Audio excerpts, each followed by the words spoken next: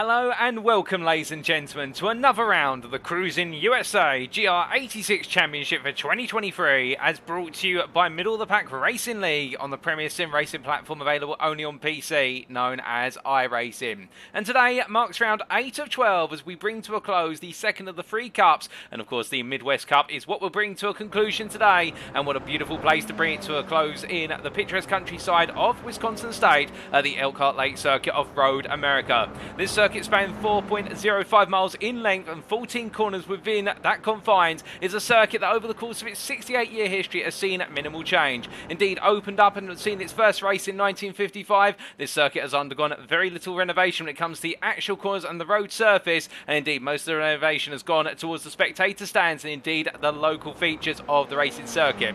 But with the racing itself unchanged, indeed this circuit being a major host to all major American series over the course of its history, what better circuit to bring to a close the Midwest Cup, and indeed we could not leave it off of the calendar, because of course this championship is a celebration of American motorsport featuring at 12 major circuits across all of the American states, and also it is a celebration of the newly arrived for 2023 both in the simulator and in the real world, the Toyota Gazoo Racing North America GR86 machine, the cup car which for £1 million in the real world you'll be able to go competing in a real world championship, but indeed on iRacing a little bit cheaper, but still the stakes could not be higher as our drivers charge into tonight. And in terms of our schedule, well, let's take a look at our times: Greenwich Mean Time and Universal Coordinator Time, that's GMT or UTC. We only have one event today, and that is our feature race.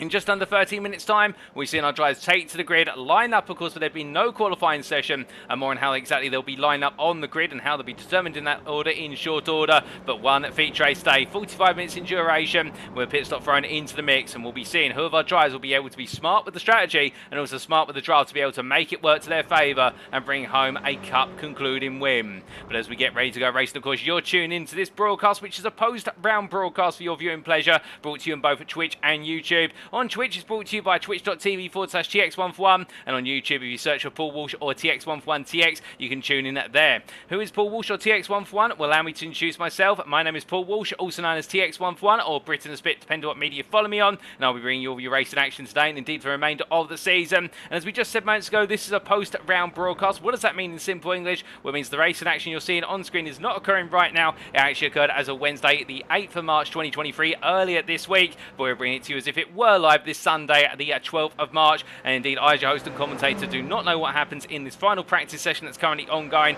or indeed when we go into our one and only feature race for today. And if you're one of the drivers who participated in this race, we do ask, of course, that you avoid any spoilers in either the YouTube or the Twitch chats. But as we look to our calendar so far and what still lies in wait, we can see that now as we make our way further into the second half of the championship calendar, last time out in round number 7, it was the Belle Isle circuit at Detroit in the state of Michigan, and what a stellar race we had there in our second street race of the season. That was back on the 1st of March, but we're going from the street circuit to the countryside today to bring the Midwest Cup to a close at Road America in our second of 3 feature races on the calendar, and then we'll be having another mid-season break, our last mid-season break, before we return on Wednesday the 22nd of March to go racing at the kickoff of the Southern State Cup. Of course, the Southern State Cup, a celebration of the key southern states of motorsport in the US of A, and we begin in round number 9 at Road Atlanta, the roller coaster ride in the state of Georgia, before then making our way to the state of Alabama for the Barber Motorsports Park in round number 10 on the 29th of March. Roll forward a week for our penultimate round. It will be the final sprint race round at Sebring International Raceway in Florida in round number 11, and then we bring the curtain down on the Southern State Cup and the championship as a whole on the 12th of April with our final feature race, and it'll be at Daytona Road Course, also in Florida there. Indeed, the Sunshine State is going to be one of many a smile, but who's going to be having the biggest smile on their face when they get to the season concluding race, we'll have to wait and see.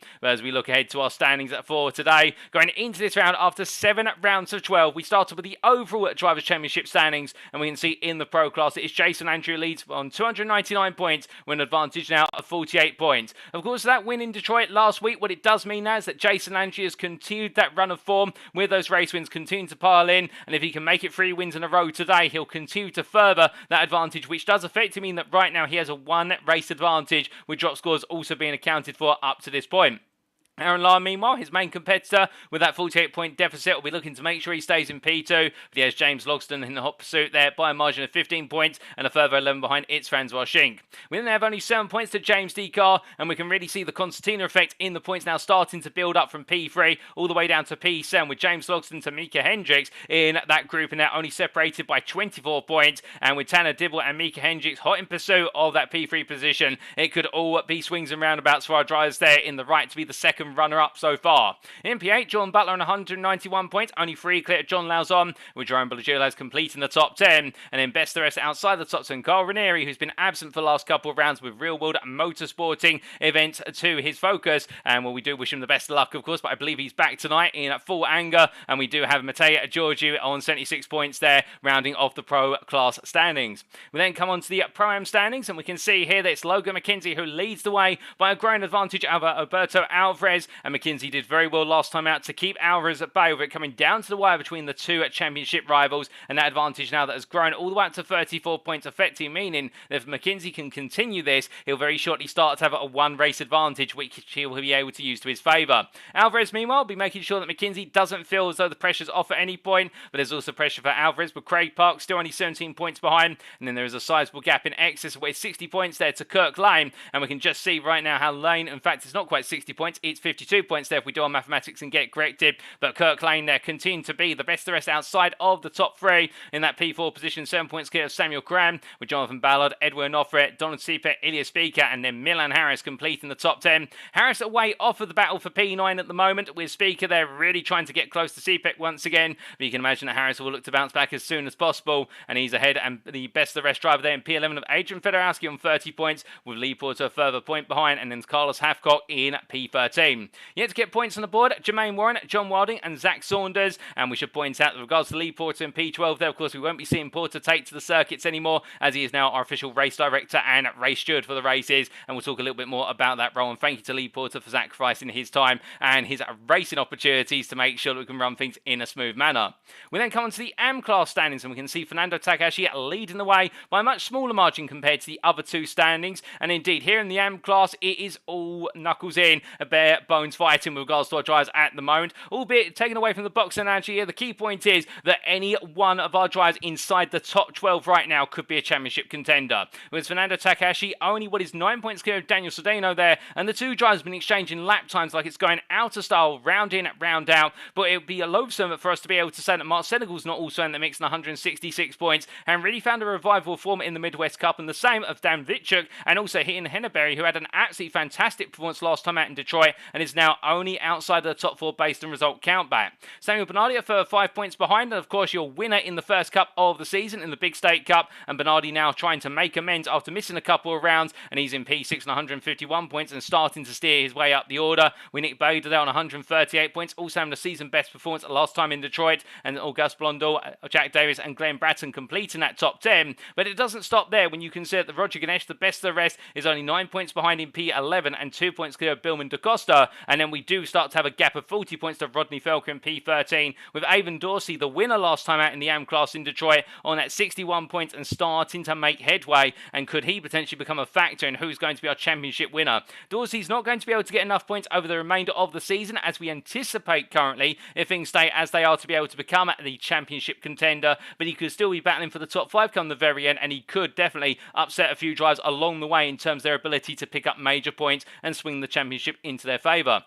In his usual, meanwhile, P15 on 54 points there, not too far behind, with PG Christensen only a further point off in P16. And it's Dan Ocaranza, Spencer Cockane, Dave Hernandez and Albert Brand who complete the AM class standings. Now we look to the overall Teams Championship standings, and we can see here the pictures that Sunday GT Turtles are starting to creep away at the front of the field. The battle is on for P2 between Beaver Buzz Energy and Team Bear Pope, with the two teams there separated only by what is 22 points. But then when you look to DNA Motorsports, you can see DNA Motorsports battling for P4 and now starting to make the way clear of middle of the pack Jedi or MOP Jedi. Well, that top 5 is continuing to exchange blows, but at the same time Jedi at the moment really focusing on keeping Bear Pope 0 at bay. For Bear Pope 0 in P6, only 35 points off, with Rockefeller Racing White ahead of Pan Am Racing out after the results last week, and then we have Hassel's Motorsports and Rockefeller Racing Pink completing the top 10. Middle of the pack Sif in PLM, best of the rest at a QZ Motorsports who wrap up the standings, and then we come on to the Cup standings, perhaps the more relevant standings for today, of course, with these being focused on on purely the 4 rounds in the Midwest Cup, or the 3 rounds that have passed so far. And we can see here in the Pro Cup standings,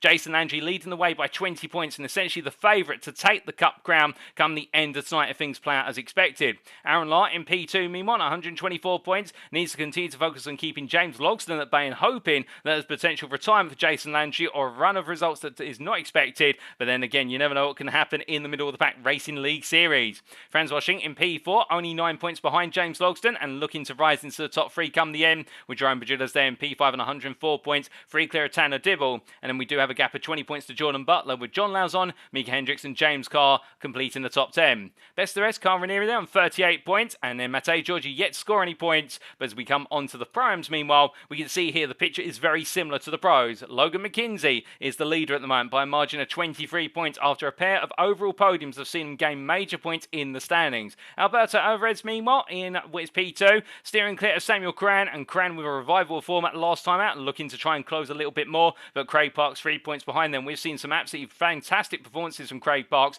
in the Midwest Cup, one of the real highlights of the Prime class outside of McKenzie and Alvarez is battling, but Craig Parks there falling into P4, and he'll be looking to try and jump back into P3 before the conclusion. Elias Beaker in P5 ahead of Jonathan Ballard, only based on result countback in the battle for P5, P6, with Kirk Lane, Don Cepek and Edwin Onofre completing the standings, and we can see they're yet to score points. Adrian Fedorowski, Carlos Hathcock, Jermaine Warren, John Wilding, Lee Porter, Milan Harris and Zach Saunders.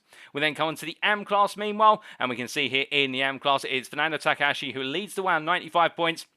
11 clear of Ian Henneberry, where Henneberry's result last time out seen him jump into P2 ahead of Dan Vikshuk. But the key theme here, again, much like in the overall AM Championship considerations, is that we have 4 potential contenders today. Realistically, although there are some outsiders that really do open this up to 5 or 6 contenders, but our top 4 right now, any one of Takahashi, Henneberry, Vikshuk or Mark Senegal could win the AM Cup today, depending on how the results go for each driver. Because with Mark Senegal there, only what is effectively, at this point in time, 19 points off Fernando Takahashi. It only requires 1 major result from Senegal to be able to turn this around. Nick Bader, when you see the margin start to extend beyond 20 points, this is where it becomes perhaps less of a favourite or less of a prospect, but he'll be looking to see what he can do to get in the mix there from P5 on 72 points with 10-point advantage over Glenn Bratton, and then Avon Dorsey there on 61 points. Well, Dorsey really has been the one to watch out for after a podium in his first race back in round number 6, round 7 taking a win, and can Dorsey make it another win today and potentially jump right up there come the finish. Daniel Sodino, EMP out on 59 points, 9 clear of Roger Ganesh, with Gus Blondell there completing the top 10 on 40 points. And then we have Billman DaCosta and PLM Best of the Rest out on 35 points, 3 clear of Jack Davies, with Samuel Bernardi, Ines Usul, Dave Hernandez and Spencer Cockayne completing the standings, and Albert Brown, Christopher Tarango and Dan Okranza yet to score points. But as we come from our standings then to our track for today, well, it is none other than Road America's Road Course. The full layout, of course, located in the village of Elkhart Lake in Sheboygan County of Wisconsin, the United States of America. As we said earlier, this is one of the old original circuits of the United States of America, having opened in 1955, and the layout you see on screen has not changed over the 68-year history. For as our drivers make the way down the start-finish straight towards turn number 1, or should we say up the start-finish straight, given the rise to the timeline, they'll break the way into the right-hander of turn 1 and charge downhill in towards turn number 3 via the kink of 2. The key theme of this circuit, of course, is that you have sequences of corners connected by extremely long straights, and that means that overtaking is never too far away. And as our drivers make the way out to the sharp right-hander of turn number 3, they'll power their way down the moraine sweep into turn number 5. One of the slowest corners on the circuit at turn number 5, which is a downhill braking zone and a very sharp late apex. But if they get it right, they'll make their way up the hill into the kink of 6 before rolling their way all the way down through Harry Downs into turn number 8 via 7. There, it's another right-angled left-hander at turn number 8. And if they get it right on the brakes there, they'll find themselves carrying the speed into the carousel through turns 9 and 10, being all about balancing the throttle through 9 and getting back to full throttle as soon as possible as you clear the apex of turn 10, because then they'll make their way up to the infamous kink corner at turn number 11 and charge their way all the way down the back straight towards Canada Corner. Turn 12 is not one for the faint-hearted, and it's going to catch out many a driver we suspect, but as they come through the right-hander and head up the hill through turns 13 and 13A, they'll then make their way to the final corner of turn 14, which is quite an open corner at turn 14 with a very late apex, and if they get it right, they'll carry all the speed they need up towards the timeline to do it once again. But as we come onto our rules for today, and thank you, of course, to iRacing iRacing for their circuit map and the wonderful simulator. We can see here in terms of rules, in terms of setups firstly, drivers shall run a fixed setup provided by the middle of the pack Racing League, and car fuel loads have been restricted to 35 litres. As for the feature race, well, the race will start by a grid start, as is the tradition of this series. Each driver has 2 fast repairs available. A driver shall receive a drive-through penalty if they accumulate 18 or more instant points, and should there be a major incident during the first 30 minutes of the race, a safety car may be deployed at the discretion of our race director. The safety car may be deployed twice if needed, but beyond that we'll see no further safety cars. But that's enough rules, regulation, everything in between. I know what you're all here for, ladies and gentlemen. I'm here for it as well, and it's the racing. And as we do get ready to go, well, we look to our drivers making the way on around right now in this final practice session with only a minute and a half to go, and we see Jason Landry for Sunday GT Turtles, the fastest man in this practice session, with Carl Ranieri just ahead of him there, the Pepto-Bismol privateer, only what is there 12 thousandths off of his fastest time in this practice session. And I think there's going to be a lot about the toe and a lot to be said under attack and braking here. In terms of how the grid is going to be set for our feature race, it will be set based on reverse class championship order. So whoever the championship leader is in the pro class, so Jason Andrew will start at the back of the pro class, and it'll be the pros ahead of the pro-ams, ahead of the AMs. So again, in what will be the pro-am class, we will see what is Logan McKenzie starting from the back, and we'll see in the AM class, it will be Fernando Takahashi, and we work our way down that order. Oh, goodness, be a bit of contact there from Ranieri to the back of McKenzie. McKenzie just about, not quite surviving it there with the knock to the wall, but thankfully he can be towed to the pits. He's only 30 seconds away from going racing. But also this is going to be a big day for a good number of our drivers, for the simple reason that it's not just about the fact we're racing here to conclude the Midwest Cup, but this is the first round of the championship since the latest iRacing major update, because season 2 of 2023 is upon us. And in terms of how that affects the GR86 machine, we have got a whole new damage model for the car, but we have also on top of that got an improved anti-lock braking system, or ABS system, with a faster response resulting in better control under braking. So we may see our drivers a little less squirrely under braking, with the rear will slide out on them, but we'll have to wait and see how it plays in practice. But what we're hearing down in the paddock, it means our drivers can be a bit more aggressive under braking and really take those risks now as they break into those heavy braking zones. And of course, anti-lock braking not available on every single car, but ABS available on these GR86 cars. But that's enough practice. We head to the grid then for one and only race today, and this is how our drivers are going to line up. Well, in fact, that's not quite going to be how they line up, ladies and gentlemen, because I do get a little bit ahead of myself there. And unfortunately, one of the limitations of an iRacing replay file is that we cannot bring you the grid there unless there's a preceding qualifying session. So you'll just have to take my word for it in terms of how our drivers will line up on the grid. And we will see on the left-hand side of the screen that timing tower will very quickly update itself. But it does look as though there's actually been a little bit of a mix-up in the grid order, because we have Jason Landry on pole position here. Well, in fact, as we double-check, just looking into what is the notes that we've been supplied. Of course, we had to be supplied notes very late on in the day to make sure nothing's spoiled. I think there has been a little bit mixed up with the grid setting based on the most recent update to iRacing. I think that has definitely put a spanner in the works, so therefore we are not going to be seeing a reverse grid, but the grid has been set and we await the lights.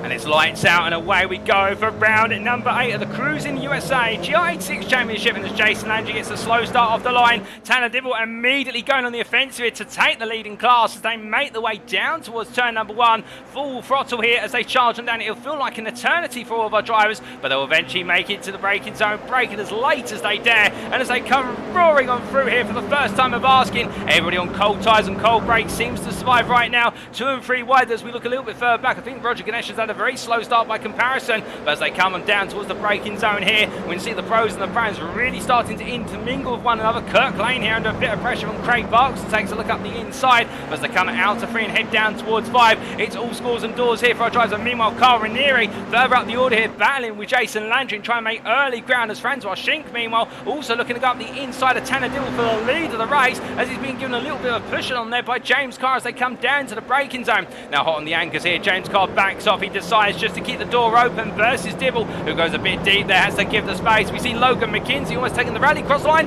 We've got a car round, however, and that's Milan Harris, who's gone for a spin, parked in the middle of the road. Everybody parts to see as they see the stricken car, but one car doesn't quite see it as early as the others, and I believe that may have been Billman DaCosta, who had to take a bit of late evasive action, but as they make the way on around there, everybody surviving. The only driver who didn't make it off the grid was Rodney Felko, who's had to retire due to technical issues with the car, but half a lap in, and already our driver tyres now really starting to settle down and get into the knee-deep battling. As we see here, Kirk Lane having to hold off where's Fernando Takahashi. Oh, we've got a major incident going into the carousel, multiple drivers round, and as everybody tries to come through, I think we might potentially see a safety car as a result of this, and we do try and look back and understand what exactly has happened. We're seeing the aftermath of it, but Jerome Bajula's caught up in that, also Samuel Coran. We've also got Alberto Alvarez, who's been impacted very severely as a result of it, but everybody carries on for now. The racing continues here as our drivers make the way out towards the King and Canada corner. Well, one driver's gained out of all of it. Of course, Francois Schenk, your race leader, who's had an absolutely phenomenal start in the 18 car. And as he makes his way through Canada corner, Carl Ranieri just behind there by 2.5 seconds. But these two already making haste and making the breakaway as the rest of the field then trying to catch up. And we can see here Kirk Lane, we're taking a P versus Avon Dorsey. Dorsey up to P2 in the M class. And if you're wondering how can you tell who's in which respective class on the time down the left-hand side of your screen, well, you see they've got a blue sash against their name, that means they're pro, green sash means they're prime, and orange means they are an AM. But as we do see Kurt Lane make his way up through 13 and 13A here right now in P5 in the prime class, and as he comes down to the braking zone here for turn number 14, a bit defensive there from Kirk Lane, interesting line being utilised, and as he makes his way on out, it's going to cost him a little bit of speed in the run up towards turn number 1, but as our drivers come up roaring on through to go on to lap number 2 here with 3 minutes almost complete. We've still got 42 to go here, plenty of time and racing. Francois Schenk comes on down, it's confirmed there is no safety car at the moment. In fact, there is a safety car. I'm made to mark my words immediately as we see the safety car in the distance and the field has caught up to it. So we are under safety car conditions, ladies and gentlemen. And as we see Francois Schenk making his way up behind the safety car, this will neutralise the lead. It's been able to pull out, but everybody now will find their racing has been neutralised. As we do say hello there in the Twitch chat to G Zenhe, and I do believe that may be how you say your username, but if not, I do apologise for butchering it. And we also say hello to Francois Schenk there who says safety car is out, and we've had that confirmation. And thank you, Francois, for reaffirming that. But as we do see our drivers coming on through, no more racing for now, and it just gives us an opportunity to take a breather and understand what's really happened on that opening lap, including Tanner Dillwell, who's in the pit lane, having repair work done to the car. So we had 31 starters, 30 made it off the line, with Rodney Felker retiring before he was able to turn a corner of the opening lap, unfortunately due to technical issues with the car. But as they make the way on down behind the safety car, we look through the field, and it is Francois Schenk who is your race leader after 1 lap ahead of Carl Ranieri. He's your pro and overall leader, Carl Ranieri in P2, and there is James Carr in P3, followed up by Logan McKenzie in P4, as we see James Carr coming through the rise into turn number 6, and then it is Logan McKenzie who is your pro am leader,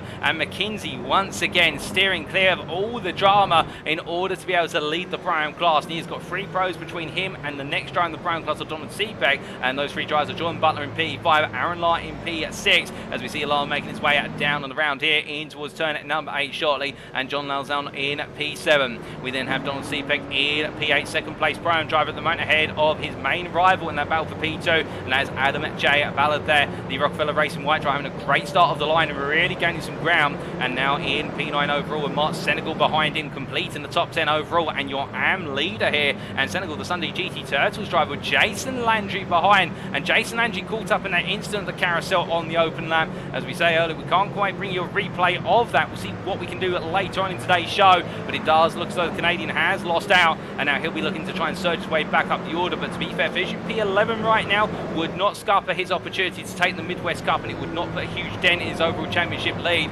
in the pro class. And then we do have Edwin Offer at P12 ahead of Kirk Lane P13, Lane complete in the top 5 of the prime class, and then it is Fernando Takahashi and Avon Dorsey behind him, P14, P15, and they are P2 and P3 respectively in the AM class. Dorsey there making ground up once again, and a great start today with Craig Parks P16 behind, and they have Samuel Bernardi, Alberto Alvarez, Daniel Solino and Auguste Blondel who complete the run of the top 20, and outside of the top 20 there, P21, 7th in the AM class, is Jack Davis behind his 2 AM rivals of Blondel and Solino, with Samuel Cran at P22, and he lost out massively from that instant into the carousel on lap 1, as did to an extent Dan Vitchuk, who you can see there in P23, with Jerome Bajula perhaps the biggest loser of them all in P24, Spencer Cockane behind P25, and then Billman DaCosta P26 for that great evasive manoeuvre, going out to turn at number 5 on the open lap for Bear Pope 0, Glenn Bratton P27, Milan Harris P28, Roger Ganesh P29, and then Tanner Dibble a lap down and making his way around P30, the one who's lost the most out of everybody on the opening lap. But as our drivers make the way on around here, they head to the timeline. Safety car continues to stay out here. We will be spending at least 1 more lap behind the Porsche Cayman 718, and as they make the way across the timeline, of course, what does this now mean for our drivers from their perspective?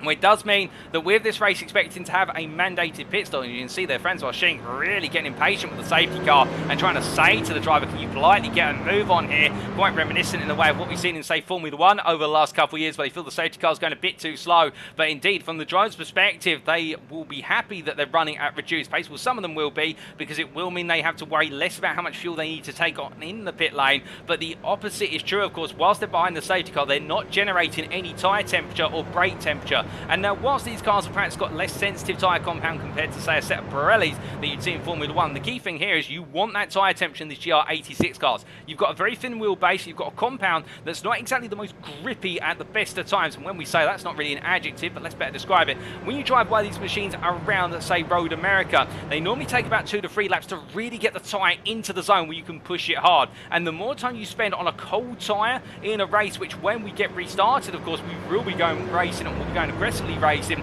it means then you end up in a little bit of a gambler zone in terms of you're racing on a cold tyre with brakes that have cooled down considerably, because our drivers are not really able to use the brakes too much. I mean, they might have to squeeze them on a little bit for, say, turn 5 that's upcoming, but they don't have to use the brakes too much. And then you go up to full racing speed once again, and it becomes this big risk factor of who's going to be the boldest on the brakes and trying to exploit the tyres. And if you get it right, well, that's great for you in terms of the fact you're able to put that lap time together from the outset. Get it wrong, however, and you normally end up in the grass or the gravel, and you lose multiple places because, of course, the field has bunched up, and now we can see that on the timing tower from P1 down to P20, and Avon Dorsey in P15. Well, just Dorsey alone in the run of the top 15 drivers is now 8 seconds. Meanwhile, if you go down to Blondell in P20, it is a whole margin there of what is 12 seconds, and one mistake could be costly of 10 plus seconds in itself by the time you've rejoined, and it puts you right back down the order. And we have had confirmation that the safety car is going to be in this lap. The safety car lights have gone off. We saw that on the camera recently, and therefore, as our drivers continue to make their way around, they'll now be getting themselves ready. They'll have that radio through by the race engineers, and as we do look to Fernando Takahashi here, of course, AM Cup leader, AM Championship contender and leader going into this round, and the MOP Jedi driver knows that it's his destiny today if he can just keep it together to bring on home the Midwest Cup for himself after Samuel Bernardi bringing home the Big State Cup. Speaking of Samuel Bernardi, he's just here as we ride on board with the privateer and the 212 machine, and he'll be looking up the road. He will see the gleaming red rear end of Takahashi, and he'll be thinking that you're mine. He will want that win, given the fact he's missed a couple of rounds, and for the 212 drive, it's all about that overall championship. I think he wanted to make it 2 cups out of 2. He won't be getting that privilege, but as he just gradually brings himself up to speed, of course, doing a little bit of quick acceleration and onto the brakes now to really start to try and get that tyre temperature, that brake temperature up, get himself in the zone, get himself remotivated. So that's one of the things as well, when you're running behind the safety car, you do lose a little bit of that energy. You really do lose that tempo as a driver, and you've got to keep your head in it to win it, as they say. But Bernardi, while the drivers will be looking to do everything he can, as meanwhile we look right back up to the front of the field to Francois Schenck here as the safety car continues to bring them down. Of course, they're running at quite a limited speed here. To give you an idea of that speed, only 56 miles an hour on average behind the safety car, barring for corners and that. But when they go racing, they'll be going back up to full throttle, and well, they'll seem to accelerate quite slowly on that long start-finish straight. But Francois Schenck will be the one who dictates the pace as we get ready to go racing once again. The safety car makes its way up towards the final corner here, and well, I imagine that Schenck will back the field off very gradually now from the safety car. He'll do it in a safe manner, but also in a controlled manner that he chooses to control. We've still got 30 minutes of racing to go, 35 minutes to be a bit more precise, and as our drivers get ready to go, it's to Francois Schenck to take us to the green.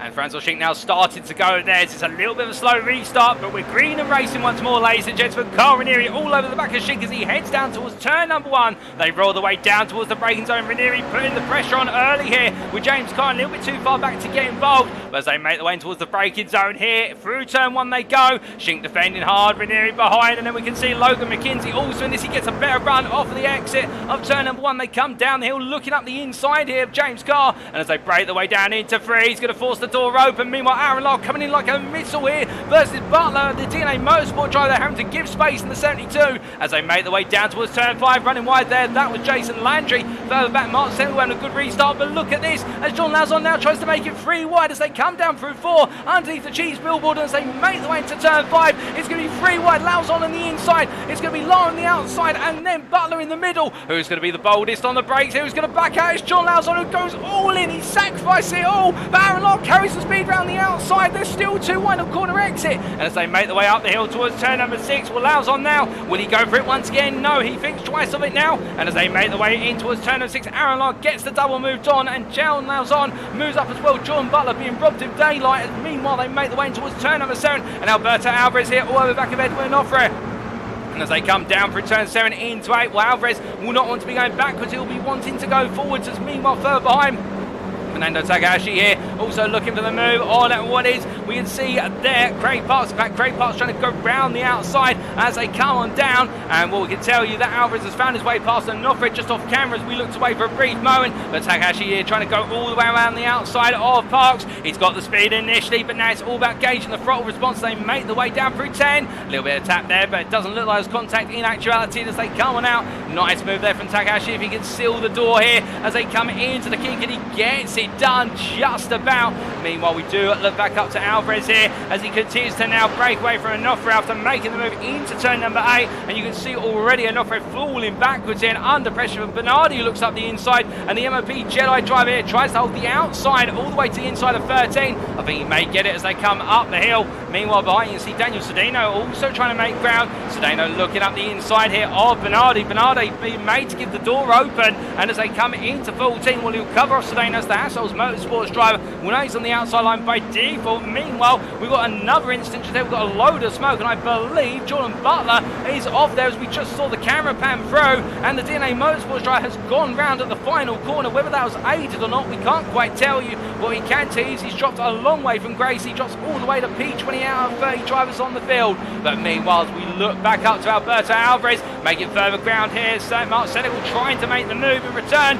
but Alvarez here picking on the inside of his rival, and Senegal having to back off as a result. There's Alberto Alvarez really now trying to storm his way through the field, and well, he's trying to make up for lost time with Logan McKenzie in P3 overall. And your Pro-Am leader Alvarez knows it's a race against time. Time he's got plenty of, to be fair, with just over 30 minutes still remaining, but that time will trickle down with the average lap time here being just over 2.5 minutes. It's not many laps in reality as he heads down towards turn number 5. And I think Mark Senegal here will just tuck in mind and try and fuel save, respecting the fact that Alvarez is the faster of the two drivers over the whole lap put together. But as Alvarez heads on down, he's going to cover off Senegal. Senegal really close here for comfort, but then as they come into the braking zone, you can see the two drivers there taking different stances. Alvarez really going for broke there and braking into the apex. Meanwhile, Senegal lifting off the throttle and just backing the car away. Meanwhile, further back, we see Milan Harris there up the inside of Fernando Takahashi, and Takahashi has fallen down the order since the restart. He's down now in what is P20, and up the inside goes Craig Parks. They're a really aggressive move from Parks,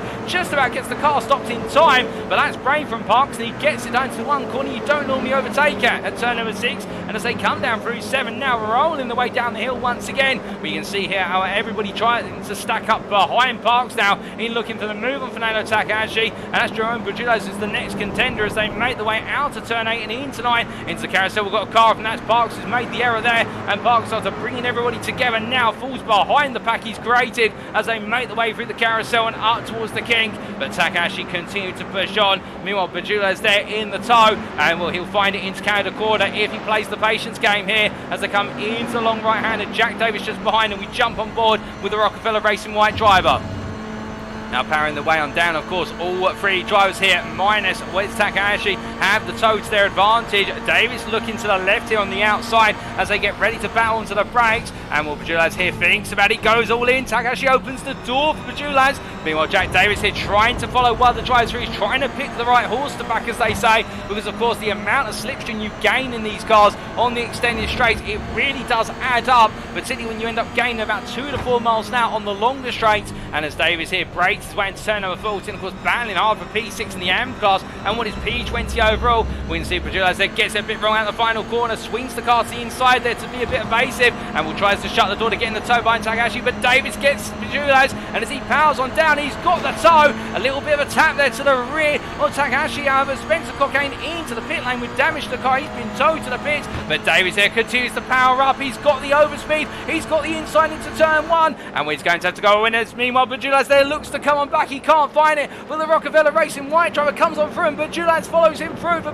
Beaver Bus Energy as they make their way down towards turn number 3. And well, as they come down now, well, Bajulas has not had enough yet. He looks for another move, and the Pro driver makes it 2 in 3 corners, or does he? As now they exit out as they make the way on down. We know there's further happening up the field, including Logan McKenzie moving to P2. We'll come to that very shortly, ladies and gentlemen, but Davis right now, he just gets the better run off of the turn 3 apex, and I think this will seal the deal, and Jack Davis will move into the top 20. Meanwhile, further up the road, we do look to Logan McKenzie, who has found his way into P2, and Carl Ranieri, who is now your leader overall and in the Pro class, ahead of the Prime leaders. They make the way through turn 6 and 7, and behind you can see Donald Sepek right now really under pressure from Alberto Alvarez, as Alvarez picks off another scalp as they make the way down towards turn number 8 once more, and Alvarez now up to P3 in the Pro-Am class. As you can see, the Pan Am Racing driver really just gritting his teeth and going every corner tooth and hammer as they make their way down. In fact, tooth and nail, we should say, as he comes on down through the carousel. The 167 driver absolutely pushing on here. He knows there's a Pro-Am class to win today, and he wants every point he can grab as he makes his way out of the carousel. Into the kink he goes. And remember, because I try to score overall points, they don't score class position points. It means every place you finish higher compared to your rivals, the better you'll score in your respective championship or cup. But as Alvarez makes his way in towards the Canada corner, he's got to keep in mind now that he's going to be battling against some of the very best on the grid in terms of Jason Landry is his next rival in front. And Landry, of course, has been the pace setter throughout the entirety of the season. He's been the one driver that everybody has yet to find a way to beat. But meanwhile, Mark Senegal here under pressure from Don Sepek, and behind him there Edwin Nofre as well. But Senegal keeping ahead and moving back into P11 overall. The AM class leader here feeling comfortable, as meanwhile Nofre looking up the inside of Sepek. Can't quite find it at the moment as they exit out the corner. We've got Francois Schink into the pit lane, and I suspect Francois Schink might be going for an early pit stop here. He's going to gamble is the privateer, and by going this early, give himself some clear space on track. But in return, what does he lose in the corners? That's the big question. Meanwhile, speaking of losing out on the straights here, it's a drag race between Bernardi, who is being passed on the outside there by Avon Dorsey. Well, it's going to be a battle of the two here. You've got the rising star of Dorsey versus the veteran of Bernardi as they make their way down towards turn number 1. And as they come into the right hand of Dorsey all the way around the outside, Bernardi gives him the space, and Dorsey makes the outside line count. A beautiful pass there by Dorsey. He moves up into P2 in the AM class, P13 overall. As meanwhile, we look back up to Ballard. Adam Ballard here battling for P7 versus Alberto Alvarez, and well, Alvarez again trying to pick his way past Ballard as they make the way down towards turn number 5, but Ballard's going to make it hard here. He's going to put Alvarez on the outside, and of course on the outside into turn number 5, it's a very slippery corner under braking, downhill braking zone, plus also a surface that doesn't rubber in well. But as they come down there, Alvarez just simply putting all the worries and woes at bay, or does he, as he goes very deep, and he just about keeps it on track as they make the way up towards turn number 6, and while Alvarez there being very liberal with how much of the track he's trying to use, he's using all of it plus some, but we love it as the Pan Am Racing driver now moves up into P2 in the Pro-Am class, and his next target in class will be Logan McKenzie, who's P2 and 2.5 seconds up the road, but he has now got a pack of 4 pros between him and McKenzie. And to put that in perspective, here is Logan McKenzie, who's chasing after Carl Ranieri, and then he has got behind him Aaron Lard, John Lauzon, Jason Carr, and not John Carr, James Carr, I should say, as I mumble my J's. Indeed, many a driver there with the first they begin with Jay, and Jason Landry behind as they make the way up towards the kink once again. But as they come roaring on through it, James Carr looking for the move on John Lauzon as they come through the right hander, power the way on down all the way up towards Canada corner. And James Carr, of course, great friends off circuit with John Lauzon, great rivals on circuit. They battled in multiple disciplines and battling here today in GR86 Cup machines. Well, Carr looks up the inside, but he can't quite beat Lauzon on the brakes. And there's one thing you can be guaranteed with John Lauzon: when he wants a position, he's going to let you know about it. He will brake later than everybody else in defence. And as they make their way through turn 13, 13. It's now Jason Landry who looks to try and make the move on Carr as they head up towards 14. Landry inside to outside. James Carr can defend this well, but as we ride on board the gearbox here, he goes a little bit deep, and as they make the way powering up towards the timeline now, where you can see just how that small mistake is going to cost James Carr in the long run here. It doesn't cost him initially, but now as they start to get into 4th and 5th gear, this is where they feel the effects. And meanwhile, John Lauzon and Aaron Law having a little bit of dispute here, and Will Lauzon tucking in behind McKenzie. McKenzie looking very vulnerable at this point in the race, it should be said, as they head into turn number 1 once more. McKenzie defends in the middle of the road here, trying to open up his corner as much as possible. Aaron Law goes around the outside of Lauzon all in here in terms of trying to make the move to get past Aaron Law. And as they head down towards turn number 3, will the privateer of Law holding firm at the moment, but John Lauzon really coming alive as they head in towards the next straight. But meanwhile, further back in the battle for what is P6 in the AM class, what we do have here, Jack Davis holding P5 in the AM class. We should create ourselves versus Fernando Takahashi with what is their drone Bajulaz in amongst the pair. And as they come on down, well, right now Davis doing everything right for Rockefeller Racing White, but he does have that pressure as Bajulaz there getting the better run off the corner, and Takahashi now trying to make the move around the outside as they make the way up towards turn number 5. And will Takahashi here, knowing that every point is going to be critical for his overall championship campaign, but if results were to finish as they are right now, we do believe that Takahashi would still become your cup champion for the Midwest Cup in the AM class. But he looks down the outside. Davis defends hard here, and of course every battle they do, they're pushing themselves backwards towards Glenn Bratton, who's closed up 1.2 seconds off. And you can see there the deep red machine of Bratton's car glowing hot. But as they make the way into turn number 6, well, now it does look as though Jack Davis getting this defence successfully away as they make the way in towards turn number 7. But coming on down the hill, meanwhile, we look from them to back up the road, and we look to Samuel Bernardi, who after getting past Avon Dorsey, now starting to leave Dorsey behind for a brief while, albeit we are reaching the halfway point of this race, and we do have to keep in mind, in fact, cut that full for a second, ladies and gentlemen. We look away for one moment, and Jack Davis has gone round, and just in front of him, I believe that is Roger Ganesh, the Sunday GT Turtles 229 machine, also in a major wayward error at turn number 8. We're not sure if the error was joint between the two of them, or whether it was two separate incidents, but either way, both drivers there coming off poorly at turn number 8, and with it they've dropped right out of the hunt in return to their positions. But meanwhile, from their loss, it's other drivers' gain, and we'll speak of the drivers who are trying to make gains right now. I mean, this is Donald Seepeck in the Bear Pope Racing Machine, and in P12 overall, he's got the pressure behind the two AM drivers who are absolutely thirsty for positions, and that is Samuel Bernardi, who is ahead of Avon Dorsey, and Dorsey right now is closed all the way back up to Bernardi. It does look as though Bernardi's been held in position here as they make the way out the final corner on towards that time in line. Of course, Seepeck's giving it everything he's got, but in return, Bernardi right now really opening up the pace here and trying to push on. Of course, I think in Bernardi's mind, he wants the class win today of the Mark Senegal. As they head towards turn number 1, Bernardi looks up the inside as Seepeck does not defend it, and as they head on through, I think Seepeck thinks he can do the defence on the outside. There's a lot of speed to be carried around the outside of 1.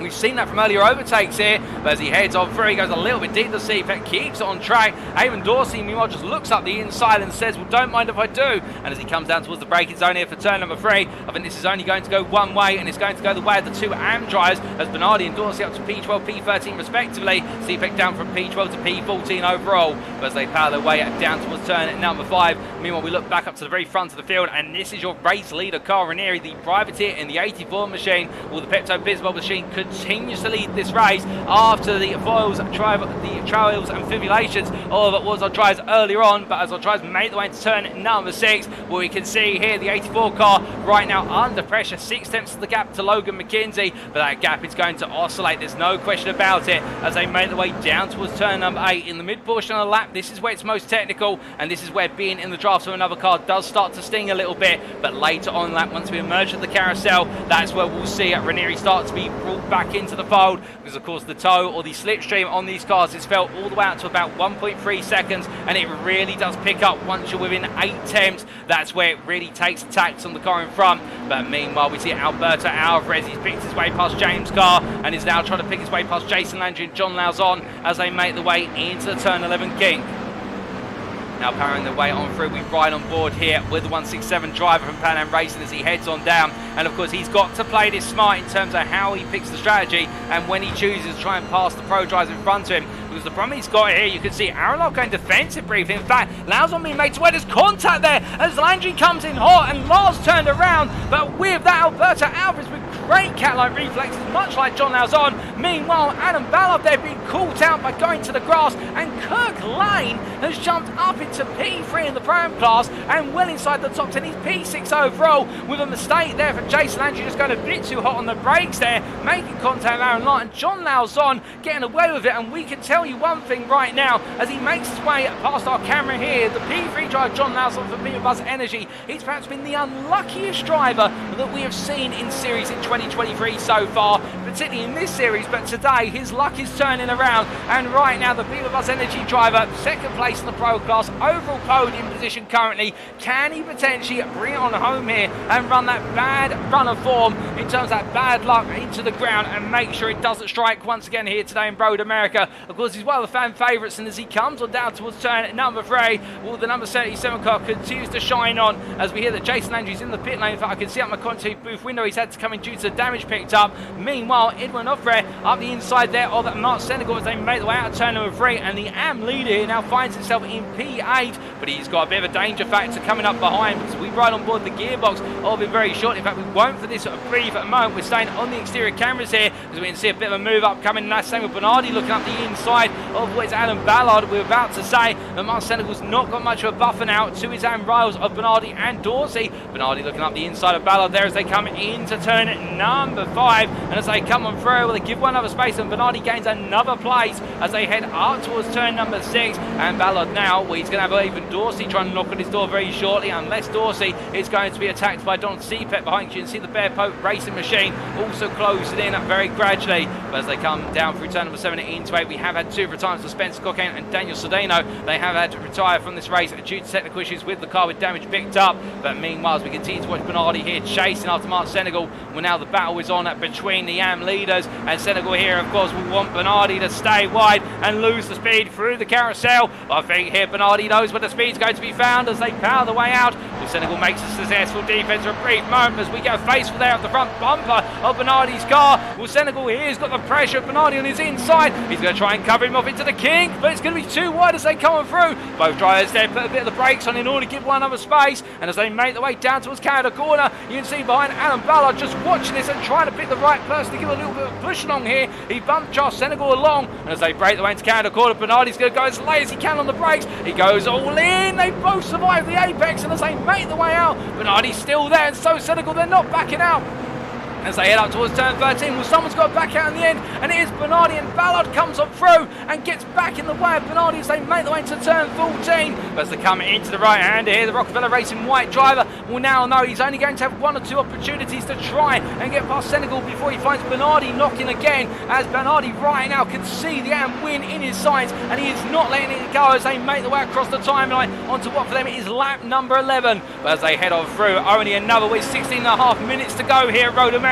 Ballard looking up the inside immediately as he battles onto the brakes versus Senegal. Senegal here not going to defend. I think he'll try and look for the outside defence. He'll just try and carry as much speed as he can, but you can see Bernardi there looming large, and in the end Senegal plays it really tactically there, back in the car in its completeness, under braking into turn 1 and boxing Bernardi behind him. And look at this, Avon Dorsey now trying to look around the outside of Bernardi as they come out of turn at number 3 and down towards 5 they go. Well, Dorsey trying to look for the move, couldn't quite find it, but putting that pressure on, and now Senegal really playing the game of the enemy of my enemy is my friend, and trying to back Bernardi into Dorsey to get the 2 of them to fight for P2 in the AM class. But as they make their way down towards turn 5 here, we're all in a line now. It's a line astern for a time, but I don't think for long before we'll see more battling. And meanwhile, we've got a car around there, and that's James Coe's gone around as Kirk Lane moves up another overall position, and the privateer goes to rejoin. Everybody just serpentines out the way. There's car very tentatively brings the car back onto the asphalt, but you can see that safe rejoin for James Carr.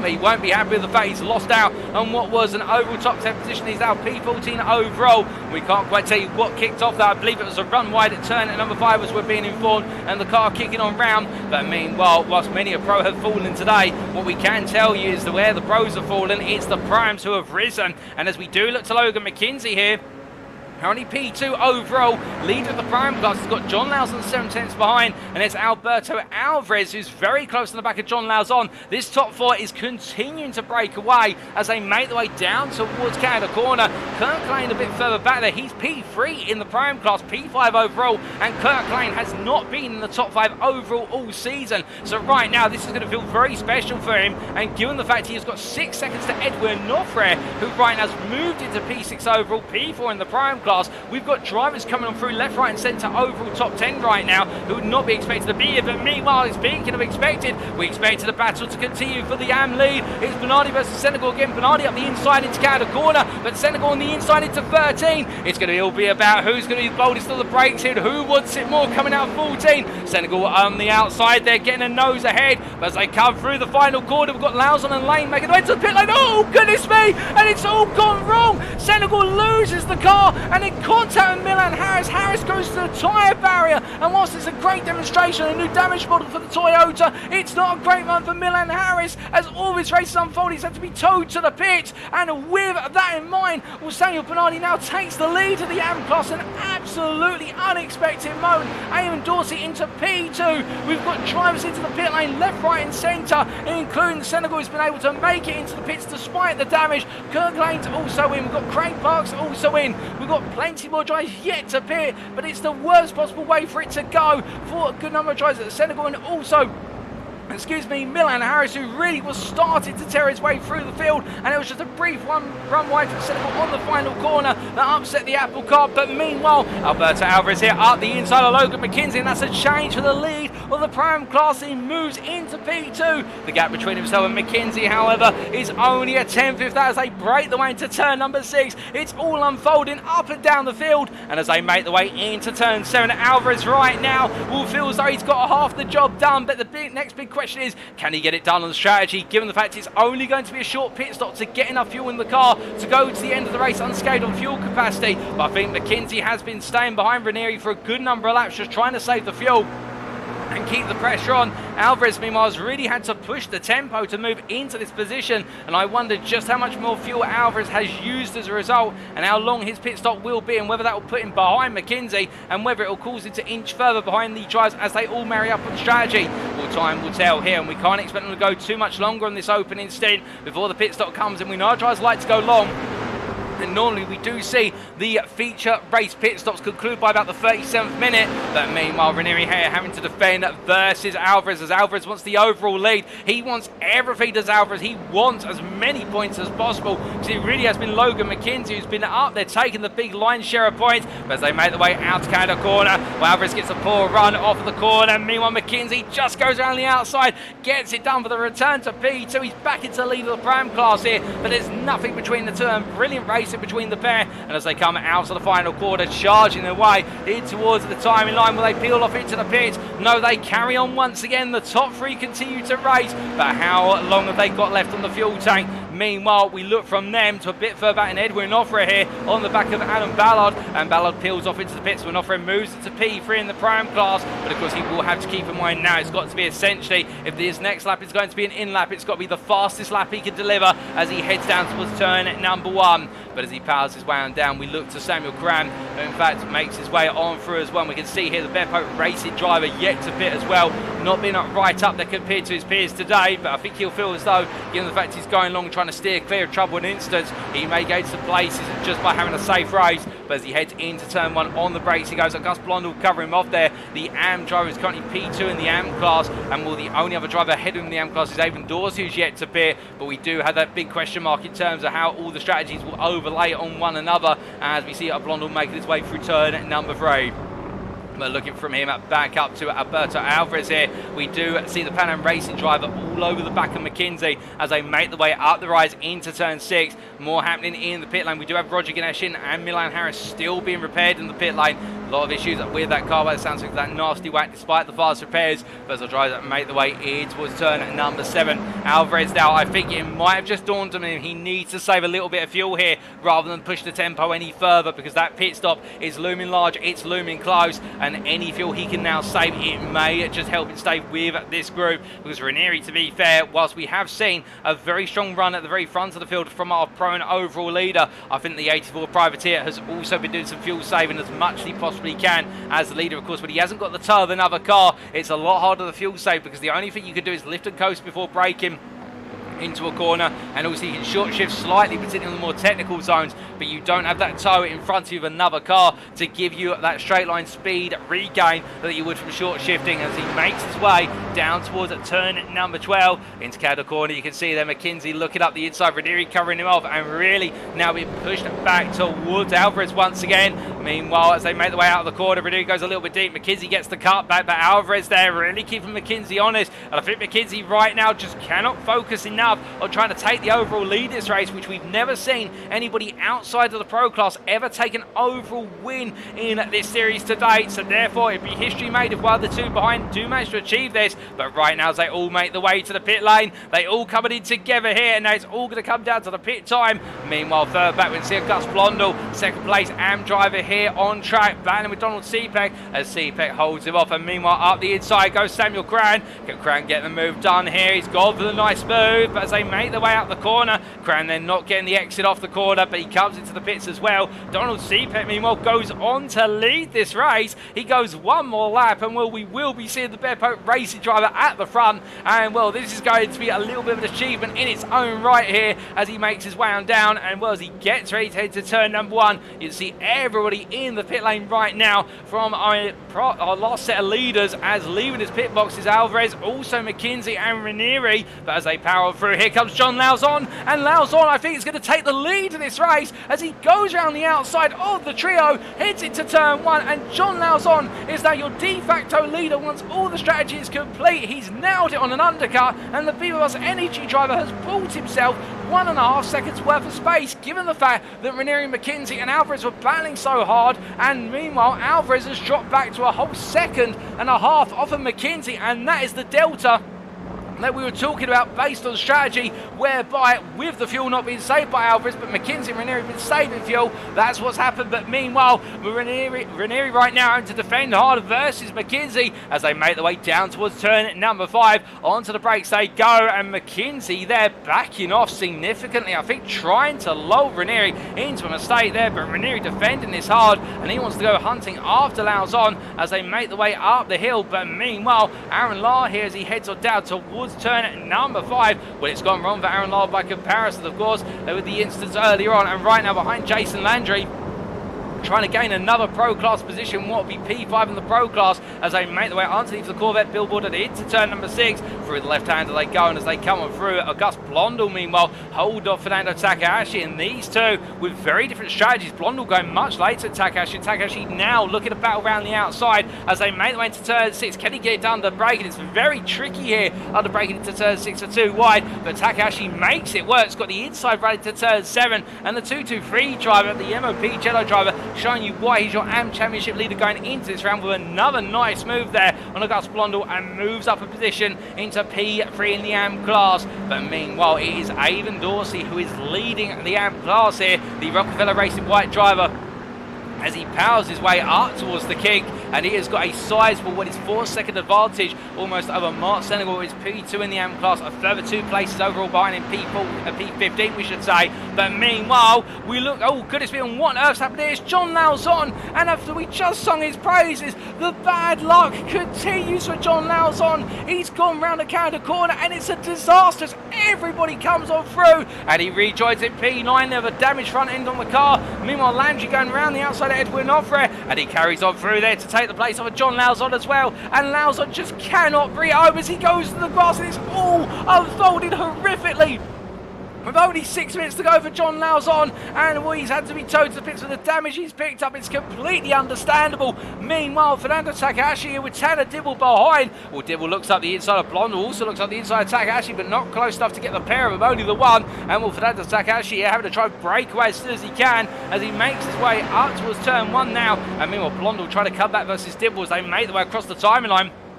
And as the driver's power and throw, the last of our stoppers has come in, Donald Seebeck. And where will he come out when this is all said and done? That'll be the big question that's on the mind of him. As meanwhile, we look at Blondell still trying to find his way past Dibble. It's going to be Dibble on the right, your picture. Blondell on the inside of the left. And there's contact there between Blondell and what was the pair of drivers. I think under braking, the car just squirming as a result of side contact with Dibble and then subsequent contact with Takahashi. And Blondell's gone round and trying to get the car back on the circuit, but has to wait his turn with other drivers coming on through. Meanwhile, Takahashi there, I think, in contact with Dibble, and it's all going horrifically wrong for the trio in the space of 3 corners. Craig Parks comes on through, let's gain overall positions, and we can see also Bernardi now coming on through, and Samuel Bernardi, after losing out, now regaining a lot of what he's lost. He's back into P3 in the AM class. I don't think he's going to quite believe his luck at this rate as he makes his way on down. Gus Blondell's had to be towed to the pits due to damage picked up at turn number 1, but meanwhile, we look from them up to Anna Ballard here,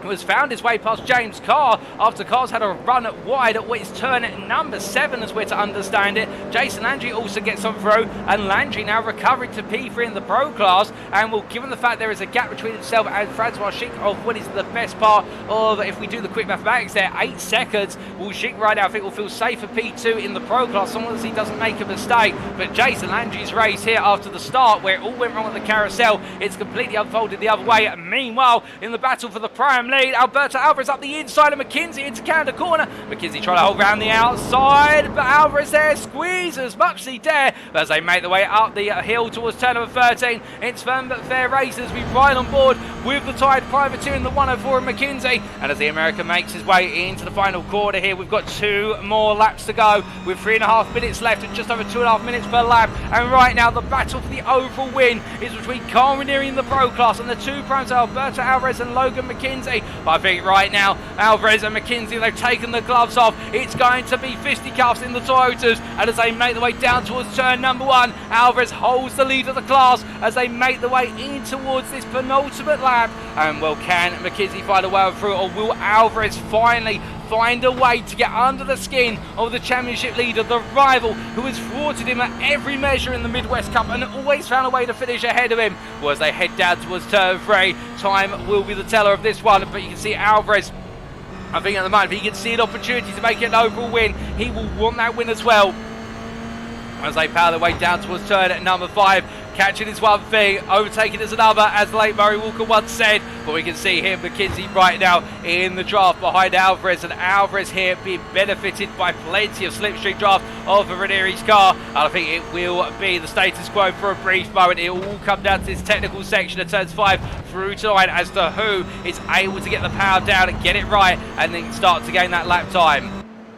As they power their way up the hill and in towards turn number 6. Meanwhile, we look a little bit further back here, heading down through 4 and up towards turn number 5 between Samuel Cran and Craig Parks, we believe. We've had that's Cran and Donald Seepet, we apologise, and the Bearpoke Racing drivers there, but pushing one another along as Cran looking up the inside of Seepet now under braking. And this is a P6 in the Prime class between them. Gets the move done there, and I think in the end it's an exchange of positions. They weren't going to fight it too hard, given the team effort here, the team's championship being on the line, but a change of place, and Samuel Cran continues to gain a little bit more ground as this race goes on. We've heard there's a retirement for James Carr and for John Lauzon, Mark Stengel, Gus Blondell, Billman DaCosta, Milan Harris, Spencer Cockade, Daniel Sonino and Rodney Felcourt, although I think also Mark Stengel may be trying to leave the pit lane. They are working furiously on the car for Sunday GT Turtles. We see the time tower updates showing P23 overall, but meanwhile we do look back to Alvarez versus McKinsey, and will this battle now as it heads in towards Canada corner once again. I think Ranieri will be grateful for the fact that he's got the 2 pros fighting one another first and foremost, but as they head up the hill towards turn number 13,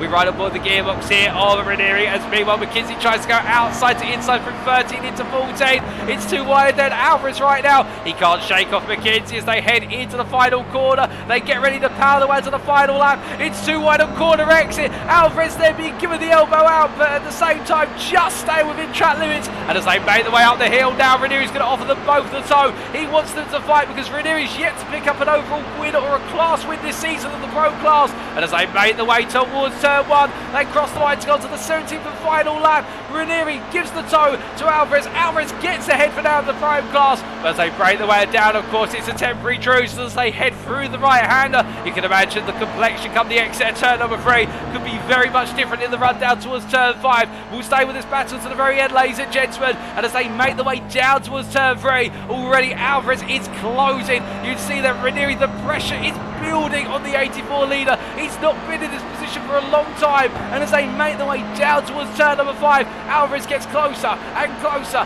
and closer. It's 2 tenths. It will shortly be 1 tenth. Alvarez really gaining the toe now. Ranieri comes him off as much as possible, but as they head on down, he looks one side, Alvarez ducks the other, he looks the outside on the left of your picture. Onto the brakes they go all the way down into turn 5. Ranieri's going to defend this like a stalwart, and as they make the way out to turn number 5, up towards 6, you see McKenzie now with the cut back out the corner, gets the speed up the hill, looks up the inside into turn 6, and McKenzie retakes the lead of the prime class for a brief moment. But as they make their way up towards turn 7 here, Alvarez now will know he's got another opportunity coming. He just needs to nail the exit of the carousel, and it's all about the run through the kick into Canada corner. But as they come down towards turn at number 8, Alvarez thinks about it. You can see that little bit of hesitation from Alvarez. He wants it so much. You can feel for him. It is palpable, the emotions in that cockpit of Alvarez's car right now. He does not want to lose out again. He wants to take the class win. And as they make the way through the carousel, McKenzie holds him off for now. But this is where time will tell as we jump aboard of Alvarez here. They've all had a good run out the carousel. Nobody really gained an advantage. But the Pan Am Racing driver at this point with 3 tenths now, gliding the car through the right hand, having to shave off enough speed to make the apex. And as they come on down here, 2 tenths will be the margin by the time he gets ready to bow on the brakes. But can he find it as Ranieri defends hard versus McKenzie? McKenzie wants to be the first prime to take an overall win. They go almost 3 wide into the corner. Ranieri defends hard. McKenzie on the outside cuts back in. He looks now to go outside to inside through 13 into 14. Alvarez cannot find a way on through. He keeps knocking on the door, but no one's there to answer him as they come through 13. I think now, should the final corner work out, Ranieri will have this, or it will be a drag race to the line. They break the way and all on the same racing line. They come on through the final corner. McKenzie loses the rear of the car, and Alvarez in contact. Well, it's not the way anybody wanted it to end. And Ranieri, in a last moment drama, comes to the line, checker flag waves, and Carl Ranieri's done it. He takes the win here to Road America after 45 minutes of colossal racing. Here's your prime overall winner ahead of Alberto Alvarez, who takes the prime win ahead of Franz Washing, who rounds off the overall podium. P3 there and P2 in the pro class. Aaron Lyle will come in P4 in the overall category ahead of Logan McKenzie, and it's Jason Landry, Alan Ballard, Edwin Offer and Avon Dorsey makes it another win in the AM class. P9 overall.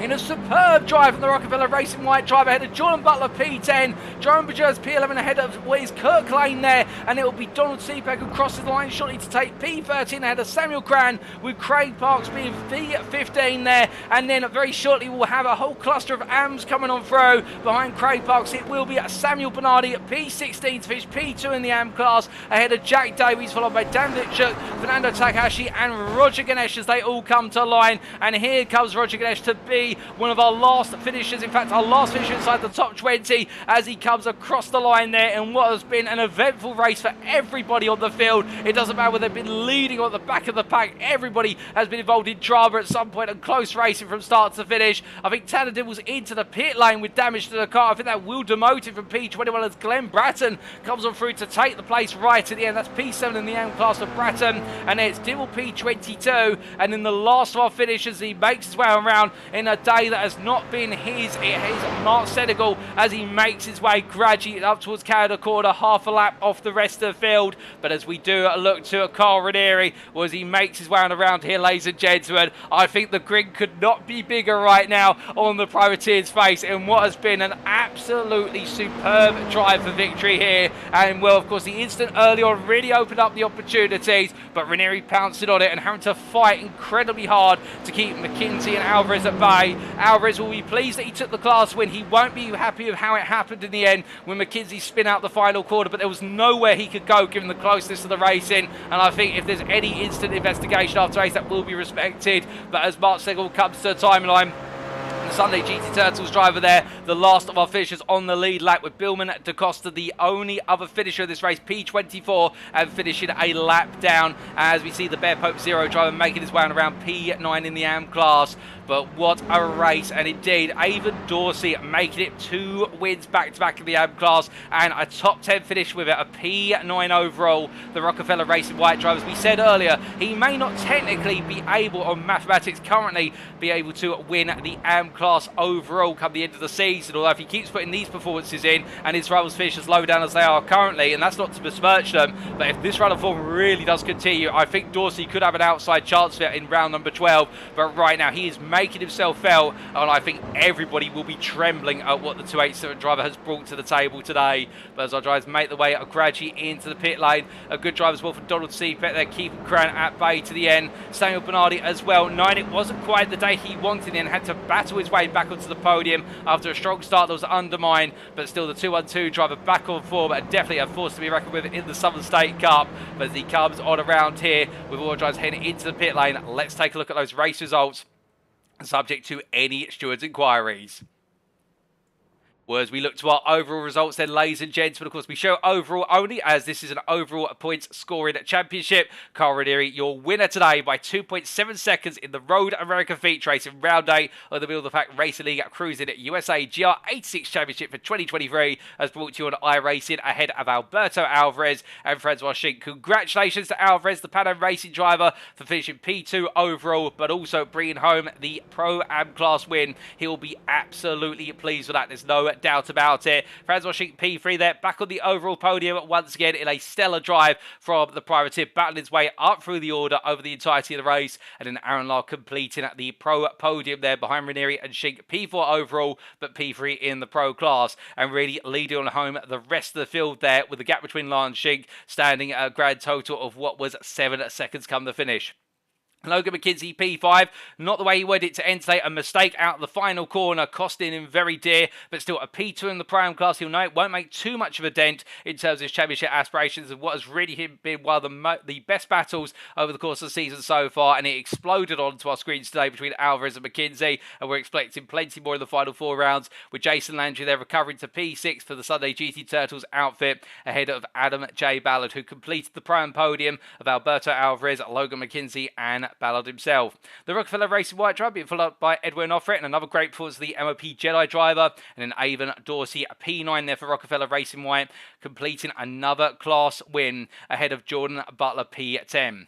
Best of the rest, Jerome Bajaz, P11 for Beaver Buzz Energy, and not the way he wanted it to go, having started quite far down the order after that open lap instant, meaning he had to recover, and well, Jordan Butler meanwhile battling hard for DNA Motorsports. So the two of them now, I think, finish those a bit more on the table today, with Kirk Lane for Bear Pope Zero finishing P12, and another strong performance ahead of his Bear Pope Racing counterparts from the sister outfit of Donald Seepek and Samuel Graham. Then P15 Craig Parks, they're the privateer ahead of the pack of AMs, starting with Samuel Bernardi, who finished P2 in the AM class, P16 overall, ahead of Jack Davis, who rounded off the AM podium there for Rockefeller Racing White. And then Dan Vichuk in P18, the AM there having another strong result, and again really adding evidence to the statement that we made earlier today in terms of that AM class is wide open in terms of who could be your winner or on that podium from round to round. P19 there, Fernando Takahashi for MOP Jedi, ahead of top 20 finisher Roger Ganesh to round off the top 20. The Sunday GT Turtles driver there picking up some key points. And then Glenn Bratton P21, the privateer, in what wasn't to be his day today. I like Tanner Dibble P22 for DNA Motorsports. And then Mark Senegal, the last of our finishers on the lead lap for Sunday GT Turtles in P23. Billman DaCosta, the last of our finishers of this race, a lap down in P24 for Bear Pope Zero. And then will be classified as fish as they managed to complete over half the race. James Carr with that retirement 3 laps from the end, ahead of Gus Blondell, the Hassels Motorsports driver. They're having a difficult day today. And then John Lowes on at P27 there for Beavers Energy. And unfortunately, after coming out in the lead of the race after a brilliant piece of strategy, it was a mistake at Canada corner that completely upset it for the Canadian driver. Milan Harris P28 for Rockefeller Racing Pink, 6 laps in the end, his retirement. And then we see Spencer Cockayne at P29 for Hassels Motorsports, ahead of teammate Daniel Sodino, who finished P30. But I do believe As we completed a grand total of what was 17 laps today, we will therefore see a non-finish classification for Spencer Cockayne, Daniel Sedino, and then lastly Rodney Velker, who was not able to make it on to the grid due to technical issues with the car for Pan Am Racing. But congratulations to all of our drivers. What a fantastic race, no question about it. But that concludes our racing for the Midwest Cup, and I know what your big question now is, how do our Cup standings look come the end of the Midwest Cup? Without further ado, ladies and gentlemen, let's bring you those updated Cup standings. We start off then with the Pro Cup, and we can see that after the 4 rounds of the Midwest Cup, it is Jason Landry who has taken the Cup crown by an advantage there of what is 16 points over Aaron Law. The way things played out today was not going to derail Jason Landry's opportunity to take the Cup, and congratulations to him, with Aaron Law fighting to a brilliant P2 ahead of Franz Washing, who surged into P3 over the course of the championship campaign, and then Jerome Bajulez a further 16 points behind. Tanner Dibble P5 down, 124 points, free clear of James Logston, and Dibble holding on to a top 5 for DNA Motorsports, with Logston keeping John Butler at bay, and then Mika Hendricks, John Lauzon and Carl Ranieri rounds off the top 10, with the win today enabling Carl Ranieri to jump into the top 10 right at the end, with James Carr being pushed out of the top 10 in the final round of racing, and Matej Georgiou not able to compete in any of the rounds of the Cup, therefore not scoring any points. We then come on to the Pro-Am Cup standings, and we can see after all 4 rounds, Logan McKenzie taking the win by an advantage that was reduced slightly, with Alberto Alvarez's winning class today and P2 overall to 15 points, but Logan McKenzie keeping his head high and all the way through, really showing the pace. Now Alvarez, to be fair, rising to the challenge, but rising too late in the relative stakes. Samuel Cran at P3 there, 127 points, just ahead of Craig Parks, sneaking into P3, with Parks having the difficult result today and Cran doing a stellar job, and then Jonathan Ballard P5 then 118 points, 18 clear of Kirk Lane, and then Donald Seeper, Elias Speaker and Edwin Offred completing the standings, with Adrian Fedorowski, Carlos Hathcock, Jermaine Warren, John Wilding, Lee Porter, Milan Harris and Zach Saunders not scoring any points, so they did not compete in the Cup. But congratulations to Logan McKenzie. And then we come on to the AM class lastly, and perhaps the closest class Cup of them all, and we can see here Fernando Takahashi, despite ending up in P5 in class, P19 overall, still taking the Cup crown by 11 points over Dan Vitschuk, who did very well to fight onto P2, and Avon Dorsey surging into P3 with a class win and P9 overall today, 1 point clear of Mark Senegal there in P4. Glenn Bratton holding on to P5 at the end, and a great performance there from the AM driver, 2 points clear of Ian Henneberry, who was not in attendance today, and then Roger Ganesh, Nick Bader, Jack Davis and Daniel Sedino completing the top 10, with Samuel Bernardi only outside the top 10 based on result count back in P11, and then Billman DaCosta, Auguste Blondel, Ines Usul, Dave Hernandez and Spencer Cockayne completing the AM Cup Championship standings.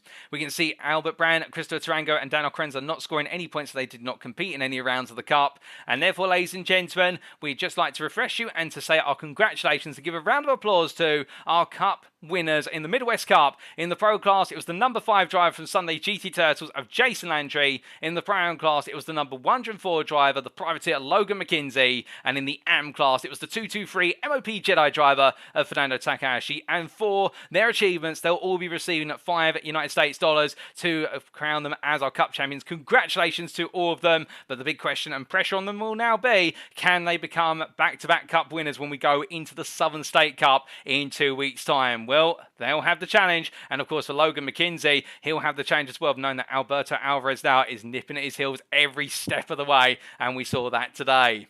But with that, that concludes our show for today, ladies and gentlemen, and thank you very much for watching. If you have enjoyed the show and you want to know more about the middle of the pack racing at league community, perhaps you're sat there right now, having recently installed iRacing, you've been enjoying the Toyota GR86 Cup machine and thinking, how can I get on the grid? I may not be that well nuanced in iRacing, but I want to be on the grid in the AM class, or perhaps you've got the skills to be in our Pro or our Pro-Am classes and you want to get in touch with us. Well, why not check out firstly our official Discord? You can see the link available on screen there. That's the invite link if you want to go to the heart for all the source information, indeed speak with the organisers and the drivers. Alternatively, if you want to follow us on social media, you can of course go to the Middle of the Pack Racing League Twitter at twitter.com/MOP Racing, where you can hear about the latest escapades, trials and tribulations of the MPRL racing teams, indeed our upcoming series. But speaking of things that are upcoming, of course, ladies and gentlemen, we hate to say that it's going to be a 2-week break, but we will be back on Saturday the 25th of March in 2 weeks' time for the commencement of the Southern State Cup. We'll be going from the picturesque the picturesque state, I should say, of Wisconsin, and from Road America to the roller coaster ride to open the Southern State Cup in the state of Georgia near Brazelton. It's none other than Michelin Raceway's Road Atlanta, and we're well away to kick off the Southern State Cup. Who'll be able to keep it on the tarmac? Who'll be able to get the Cup campaign after a flying start? And indeed, with only 4 rounds to go, who'll be able to get the big points on the board to make the statement they're trying to close down the overall Drivers' Championship? Find out all that and more in 2 weeks' time. But until then, ladies and gentlemen, we've been the Middle of the Pack Racing League. I've been your host and commentator, Paul TX141 Walsh, also known as Britain's Spit, depending on what media you follow me on. And until next time, stay well, stay safe, stay smiling, but most importantly, remember to stay on track. Good night.